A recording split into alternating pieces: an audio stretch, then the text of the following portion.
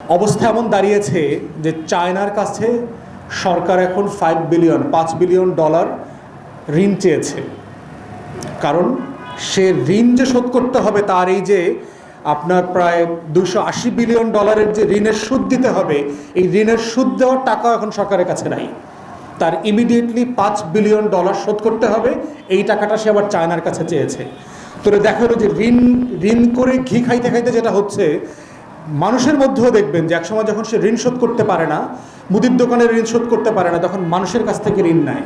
এক মানুষের কাছ থেকে ঋণ এনে আর এক মানুষকে দেয়। আওয়ামী লীগের নেতাকর্মীরা মনে করছেন আপনারা লুটপাট করে ভালো থাকবেন, সম্ভব, দেবালয়ে আগুন জ্বলবে আর আপনি নিরাপদে থাকবেন, এটা হইতে পারে না। তো এই জাতিকে এই ঋণের বোঝা সুদে আসলে শোধ করতে হবে। আগামী 3 প্রজন্ম শোধ করতে হবে এই ঋণের টাকা। আপনাদেরকে ভূমধ্য সাগরে ডুবে প্রাণ দিয়ে এই ঋণ শোধ করতে হবে। কৃষক শ্রমিকদেরকে দেখছেন না, ওই যে আগুনে বেলি রোডে, এইখানে সেখানে, হাসিম ফুডে, বঙ্গবাজারে আগুনে পুড়ে এই ঋণ শোধ করতে হবে। লঞ্চে আগুন লাগতেছে, প্রতিদিন রোড অ্যাক্সিডেন্টে 50, 60, 80 লোক মারা যাচ্ছে না? এইরকম রাস্তাঘাটে রোড অ্যাক্সিডেন্টে মরে আপনাকে এই ঋণ শোধ করতে হবে। এই ঋণ আপনাকে প্রত্যেক দিন বাজারে 2 টাকার জিনিস 20 টাকায় কিনে শোধ করতে হবে, 40 টাকার আলু 60 টাকায় কিনে শোধ করতে হবে, 100 টাকার সয়াবিন তেল 200 টাকায় কিনে শোধ করতে হবে। এটা হচ্ছে আপনাদের শাস্তি। যারা আপনারা জেগে উঠছেন না, প্রতিবাদ করছেন না, মনে করছেন এটা এস আলম লুটপাট করছে, কে শোধ করবে? এস আলম তো এই টাকা শোধ করবে না। এই রাষ্ট্রের অর্থনৈতিক কাঠামোটা একটা বাটপারি কাঠামোতে পরিণত হয়েছে, যেটা জনগণের জন্য খুবই ক্ষতিকর হয়েছে। তো চায়নার কাছ থেকে, এবং এটা খুব উচ্চ মূল্যে নিতে হবে দিন শেষে। চায়না ইতিমধ্যে আমাদের এখানে প্রচুর পরিমাণে ট্রেড করতেছে, প্রচুর ইনভেস্ট করেছে, এবং সেগুলো খুবই চড়া মূল্যে করেছে, পদ্মা সেতু, মেট্রো রেল থেকে শুরু করে সব জায়গাতে। এখন আবার আপনি সেই ঋণের টাকা শোধ করতে পারছেন না, সুদ দেওয়ার জন্য আবার ঋণ দিতে হচ্ছে। এই হচ্ছে বাংলাদেশের অর্থনীতির অবস্থা। ব্যাংকের অবস্থা দেখেন, আমাদের 54টা ব্যাংকের মধ্যে সরকার, বাংলাদেশ ব্যাংক রিজনই বলেছে 38টা ব্যাংক রেড জোনে আছে। খুব খারাপ অবস্থা আর কি, মানে এর ভিতরে কোনো তারল্য নাই, ঋণ দেওয়ার মতো অবস্থা নাই। আপনার বাংলাদেশ ব্যাংকে যে ন্যূনতম একটা টাকার পরিমাণ জমা রাখতে হয়, ক্যাপিটাল, সেটা জমা রাখতে পারছে না। বাংলাদেশ ব্যাংক তাকে জরিমানা করতেছে, সেই জরিমানার টাকা শোধ করতে পারছে না। পদ্মার মতো আর কি, পদ্মা নদীরভাবে শুকায়া গেছে না, পদ্মা ব্যাংকও এরকম শুকায়া গেছে। এই হচ্ছে বাংলাদেশের ব্যাংকিং সেক্টরের অবস্থা। জোর করে মার্জার করছে, এবং দেখেন একটা ব্যাংকের সাথে আর একটা ব্যাংক মার্জার করে এর ভিতরে একটা লুটপাট আছে। লুটপাটটা কি? সরকার হিসাব করে দেখেছে যে এই যে 5-7টা ব্যাংকে তারা ফোর্স করে জোর করে মার্জার করতেছে আর একটা ব্যাংকের সাথে, এটাতে ডিফল্ট লোন যেগুলো আছে দুর্বল ব্যাংকের, এখানে 60 থেকে 70 হাজার কোটি টাকা ডিফল্ট হয়ে আছে। তো যে ব্যাংকটা নেবে সে কিন্তু এই খেলাপি ঋণের কি হবে তার একটা সমাধান জেনে সেইটা নিতে চায়।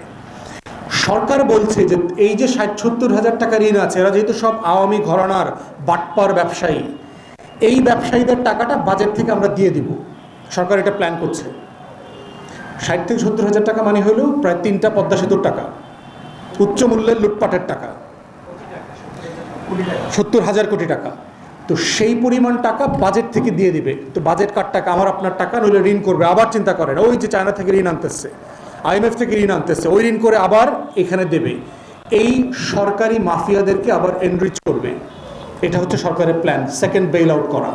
আর দ্বিতীয়ত হচ্ছে এটার মধ্য দিয়ে ওই যে লুটপাট করা ব্যাংকের ডাইরেক্টরগুলো আছে, এরা একটা সবল ব্যাংক লুটপাট করতে চায়।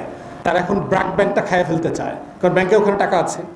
এই যে 8টা ভালো ব্যাংক আছে, এই 8টা ভালো ব্যাংককেও নষ্ট করে টোটাল ব্যাংকিং ইন্ডাস্ট্রিকে আমাদের কলাপস করে দিবে। তখন এই দেশে ব্যাংকের ব্যবসা করবে কারা? 8টা বিদেশি ব্যাংক আছে। দেশের পুরো ব্যাংকিং সেক্টরটা এই বিদেশি ব্যাংকগুলোর হাতে তুলে দিচ্ছে এই সরকার। এর নাম হচ্ছে ব্যাংক মার্জারের গল্প। এটাই হচ্ছে সরকার এখন করতে যাচ্ছে। এবং দেখেন কি করছে, এর আগে যে লোন রিশিডিউল করেছে, করোনার সময় আপনারা দেখেছেন যে ঋণ খেলাপিদেরকে নতুন শর্তে ঋণটাকে পুনর্মূল্যায়ন করে দেয় 2% ডাউন পেমেন্ট দিলে। তো কার জন্য করেছে এটা? কার রিকোয়েস্টে করেছে? ওই একই মাফিয়াদের। এক্সকিউজ দিয়েছে কি? করোনা, ব্যবসা বাণিজ্য ভালো হয়নি। কিন্তু আসলে করোনা আসল কারণ না, এটা হচ্ছে লুটপাট। 2% দিয়ে লোনটাকে রিশেডিউল করে দিয়েছে। কি পরিমাণ ঋণ খেলাপি আছে বাংলাদেশে এখন? টোটাল পরিমাণ টাকার অঙ্কটা হচ্ছে $45 বিলিয়ন, 4.5 লক্ষ কোটি টাকা। আমাদের এই পরিমাণ টাকার রাজস্ব উঠতে 1.5 বছরের উপার্জন লাগে বাংলাদেশে। সেই পরিমাণ টাকা ডিফল্ট হয়ে আছে। ইন্টারেস্টিংলি বিভিন্ন ব্যাংকের সোর্স থেকে আমরা জেনেছি 2013 থেকে 2022 এই 9 বছরে ইনভয়েস, আন্ডার ইনভয়েসিং এবং ওভার ইনভয়েসিংয়ের মাধ্যমে যে রপ্তানির টাকাগুলো বাংলাদেশে আসার কথা কিন্তু আসে নাই, এই টাকার পরিমাণটাও $45 বিলিয়ন।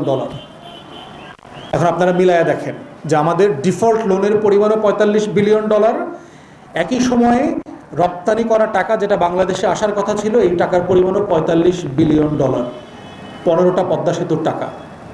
এটা দিয়েই হচ্ছে আপনারা সবাই কিন্তু লন্ডনে ফ্ল্যাটের মালিক হয়েছেন, ওই জন্য মন খারাপ করেন না, কিন্তু আপনারা কিন্তু ব্যাংকের ব্রাঞ্চের মালিক হয়েছেন। এই জন্য আপনাদের কারো কিন্তু মন খারাপ করবার দরকার নেই। আপনাদের গাজীপুরে রিসোর্ট হয়েছে, তারপরে হচ্ছে ফরিদপুর গোপালগঞ্জে আপনাদের ধান নদী সিঁড়ি হয়েছে, ওখানে ঘুরতে যাবেন। এই রিসোর্টের মালিক কিন্তু আপনারা এইভাবেই হয়েছেন। এই জন্য দেশবাসীর মন খারাপ করার কোনো কারণ নাই।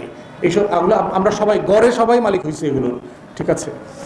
তো এই বাস্তবতাতে দেখেন সম্প্রতি IMF-এর একটা মিশন কদিন ভিজিট করে গেল, গতকালকে অথবা তার আগের দিন চলে গেছে, প্রায় 2 সপ্তাহ তারা এখানে ছিল। কারণ IMF-এর যে $4.7 বিলিয়ন কিস্তির থার্ড ইনস্টলমেন্টটা বাকি হয়ে আছে, $680 মিলিয়ন, এবং তারা পরামর্শ দিয়েছে অনেকগুলো, এবং এই পরামর্শের ভিতরে অনেকগুলো লুটপাটের চিত্র চলে আসছে।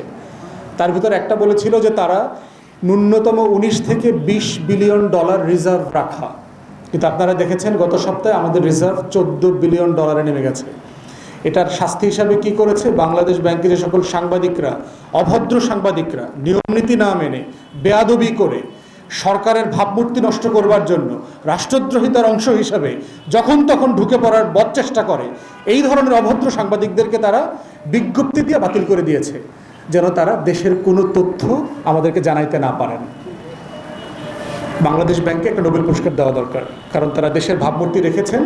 দেশ গোল্লায় যাক, কারণ যেহেতু আমরা গড়পড়তা একটা ফ্ল্যাট, একটা ব্যাংকের ব্রাঞ্চের মালিক হয়ে গেছি, আর তথ্য না পাইলেই বা কী যায় আসে। তো এই বাস্তবতায় তারা আরও বলেছে বাজেটের সাইজ ছোট করতে। আপনারা জানেন যে বাংলাদেশের অদ্ভুত কিমাকার সাইজের বাজেট দেয়।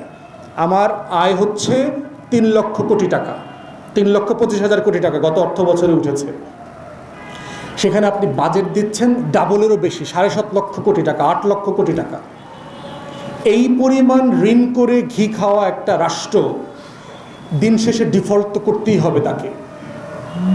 আপনি কি পরিমাণ ঋণ নিতে পারবেন? একটা ব্যক্তির কথা চিন্তা করেন, আপনি 50,000 টাকা মাসে ইনকাম করেন, আপনি ঋণ নিলে কত টাকা ঋণ নিতে পারবেন? কারণ আপনাকে আগামী মাসে শোধ করতে হবে এটা, তা না হলে পরের মাসে শোধ করতে হবে, না হলে 6 মাসে শোধ করতে হবে।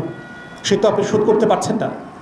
তাহলে IMF বলেছে আমাদের বাজেটের সাইজ ছোট করে ফেলতে, এই ধরনের অদ্ভুত কিমাকার বাজেট না করার জন্য। IMF বলেছে সাবসিডি কমিয়ে দিতে। তেল গ্যাসে তো এখন আর সাবসিডি নাই, আমাদের এখন সাবসিডি আছে হচ্ছে বিদ্যুতে আছে। তো আমাদের দেশীয় অর্থনীতিবিদরা বলেছে আমাদের সাবসিডি বন্ধ করার কোনো প্রয়োজন নাই। আমরা যদি লুটপাট বন্ধ করতে পারি, আমাদের বিদ্যুৎ খাতে যেটা খরচ আপনি দেখবেন এর 80% লুটপাটে চলে যাচ্ছে। 80%। সারা বাংলাদেশকে আপনি বিনামূল্যে গ্যাস, বিদ্যুৎ, তেল দিতে পারবেন যদি শুধুমাত্র একটা গুড গভর্নেন্স থাকে, একটা সুশাসন থাকে বাংলাদেশে।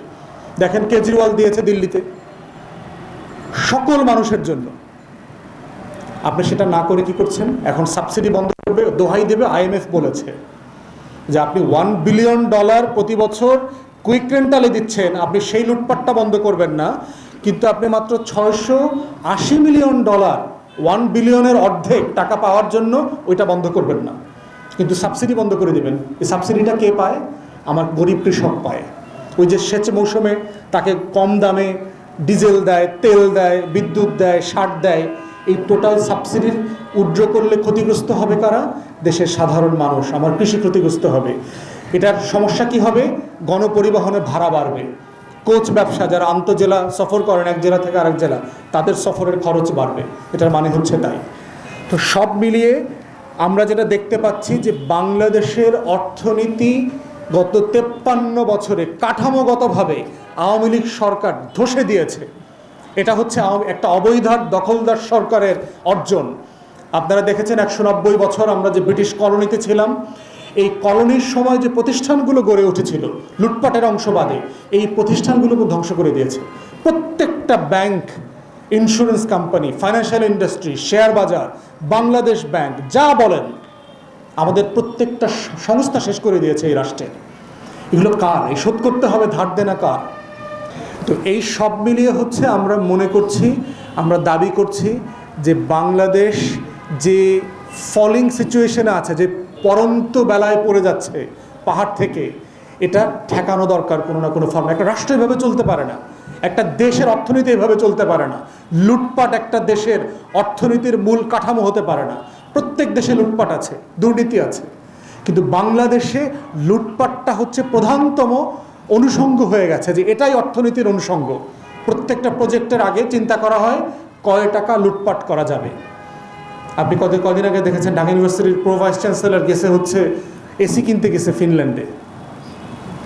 ওয়ালটনের হেড অফিসে গেলেই তো হইতো। এটা এত মূর্খ একটা গর্ধব্যে ভিসি বানাইছে যে ও ওয়ালটনের হেডকোয়ার্টারে অথবা কোম্পানিতে গেলে ওরাই দেখাই দিত যে এসির দাম কত, কয় টাকা লাগে, কখন দিবে না দিবে। সে ফিনল্যান্ড গেছে ঘুরতে, তাও 4 জন নিয়ে গেছে। চোখ মনে হয় সবার একটা একটা করে অন্ধ হয়ে গেছে, 4 জনে 4 চোখ দিয়ে দেখবো। একটা দেশ দেখেন মানে কি করতেছে দেশের টাকা পয়সা দিয়ে এই মানুষগুলো। আর আমার দেশের মানুষ মনে করতেছে কি সুন্দর ভদ্র ভালো মানুষ, মানে মনে করতেছে আমার কি, এসালম টাকা পয়সা নিতেছে, রাজা রাজা যুদ্ধ করতেছে, হেরা হেরা খাইতেছে মরতেছে, আমার কি। আপনার গতর দিয়ে যাবে। ওই যে ভূমধ্য সাগরে মরতেছেন না আপনারা,